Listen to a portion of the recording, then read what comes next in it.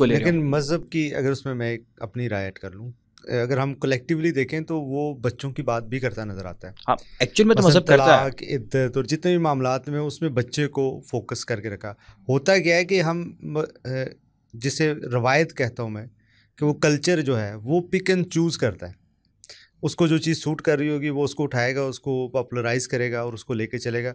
तो ये तासुर पैदा हो सकता है कि मज़हब ये कह रहा है, हालांकि अगर ओवरऑल पिक्चर देखी जाए तो मेरी राय में वो बैलेंस है मज़हब की बात। बिल्कुल, हमने एक पॉडकास्ट किया है उसके ऊपर कि मज़हब किसी भी तरह से जो सोसाइटी में चीज़ें राइज हैं, वो एक्चुअल में मज़हब कहीं भी डिस्क्रिमिनेट नहीं कर रहा ख़वातीन को, लेकिन लेकिन उसमें भी कासिम कल्चरली। दो चीज़ें अलग कर लेना। एक वो है जो हमारे इर्द गिर्द की कोई तहजीब, कोई सकाफ़ती चीज़ें हैं, उनको भी उठाकर हम मज़हब में जब डाल देते हैं, घुसेड़ देते हैं, तो उसके कुछ नताइज निकलते हैं। वहाँ तो जैसे अभी कमर ने कहा कि बिल्कुल ऐसे लगता है कि जैसे बच्चा मसला बना हुआ है, यानी तलाक देनी है तो बच्चा इशू है, वो बड़ा मसला है वहाँ पर। आप देखें कि उसका एक प्रोसेस बयान किया गया है, सब चीज़ें क्यों, क्योंकि बच्चा हो जाना है, उस बच्चे की ज़िम्मेदारी किसने लेनी है। ये जो ज़िम्मेदारी है, ये जब आपने ले ली है तो अब आपको ये कहा जा रहा है।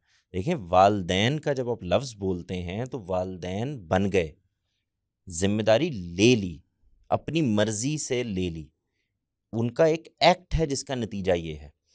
अब इसके बाद तो उनको सिर्फ ये बताना है बच्चों को कि भाई इन्होंने ये ज़िम्मेदारी तुम्हारी ले ली है, ये इस ज़िम्मेदारी को एहसन तरीके से पूरा करें, इसके लिए इनको खुदा के यहाँ जवाबदेह होना है। तुम इस ज़िम्मेदारी लेने के नतीजे में इनको इज़्ज़त और एहतराम दो।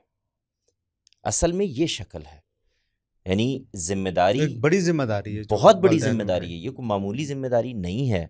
ये जब आप बड़े हो जाते हैं और फ़लसफ़ा पढ़ लेते हैं और बहुत सारी चीज़ें सीख लेते हैं, तो फिर आपको ये लग रहा होता है कि ये सब कुछ क्यों हुआ है और ये आपने किया क्या है। जिस ज़िम्मेदारी से गुज़र रहे होते हैं, वो गुज़र रहा होता है इंसान, वही जानता है कि उसके क्या मसाइल थे, क्या चीज़ें थी। हम लोग बड़ी प्रिविलेज क्लास से ताल्लुक़ रखते हैं, हमें शायद उस तरह के अंदाज़ा नहीं है कि कितनी मुश्किलात हैं। एक ऐसा बाप जिसको मज़दूरी करनी है, धूप धूप में, जून के महीने में वो बाहर ईंटें उठा रहा है, उसको भी अपनी औलाद को पालना है, तो वो किस मुसीबत से गुज़र रहा है, क्या मामलात कर रहा है। तो उसके नतीजे में ये तो कहा जाएगा कि भाई को इज़्ज़त दो, एहतराम दो, वो तुम्हारे लिए एफ़र्ट कर रहा है। और इसका इज़्ज़त और एहतराम क्यों नहीं होना चाहिए। सिर्फ हम एक ही फ़र्क कर रहे हैं और मेरा ख़्याल ये है कि उस फ़र्क को बस समझना चाहिए।